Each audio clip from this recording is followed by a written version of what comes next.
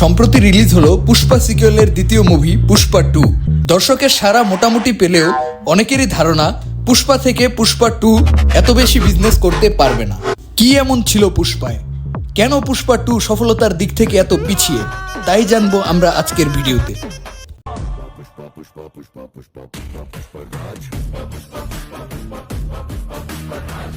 প্রথমেই আসা যাক গল্পের গভীরতা এবং স্টোরি ইউনিক কিনা তা নিয়ে। পুষ্পা দ্য রাইজ ছিল একেবারে নতুন ফ্লেভারের একটি মুভি, যা অন্যান্য তামিল বা বলিউড মুভি থেকে একটু আলাদা রকমের। একজন সাধারণ দিনমজুর অপরাধ জগতের সকল বাধা পার হয়ে শীর্ষে ওঠার গল্প। तेरे पास एक से एक तुर्रा माए रहेंगे, लेकिन मैं कल मंगल सिन्नू के घर से तेरे को उसी के फोन से फोन किया था। मैं आदमी अलग है। এবং ইন্সপেক্টর শিখায়তের সাথে আল্লু অর্জুনের সিন যতবারই আসতো ফ্রেম থেকে চোখ ফেরানো যেত না। मेरे को बोल कितना कम लग रहा है तेरे को, यही कमी थी। অপরদিকে পুষ্পা 2 8-10টা তামিল মুভির মতোই হয়ে গিয়েছে। চারিদিকে পাওয়ারের খেলা, এমপি মন্ত্রী চেঞ্জ করা, এসব আমরা আগেও তামিল মুভিতে বহুবার দেখেছি। এখন আসা যাক মুভির গান এবং ডায়লগে।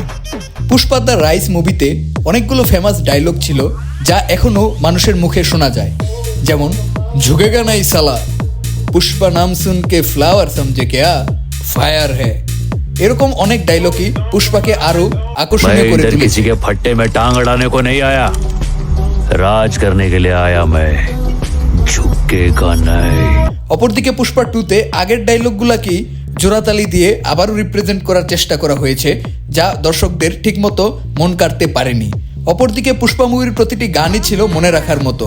সামে সামে, উ আন্টে আম মামা, ও তেরি ঝালাক সার্ফি, এসব গান অনেক ভাইরাল হয়েছিল, যার তুলনায় পুষ্পা 2-র কোনো গানই তেমনভাবে ভাইরাল হয়নি, যাও মুভির ফলব্যাকের একটা কারণ হিসেবে ধরা হয়েছে। আর পুষ্পা রিলিজ পেয়েছিল প্যান্ডামিকের শেষের দিকে, যখন মুভি দেখার একটা ক্রেজ ছিল, আর পুষ্পাকে নিয়ে এত এক্সপেকটেশনও ছিল না, তাই পুষ্পা একেবারে ফায়ারের মতো ফেপে ফুলে উঠেছে। অপরদিকে পুষ্পা 2 নিয়ে মানুষের এত এক্সপেকটেশন, যা সচরাচরই ফুলফিল করা সম্ভব হয় না, যার কারণেও পুষ্পা 2 একটু নিচের দিকে রয়েছে।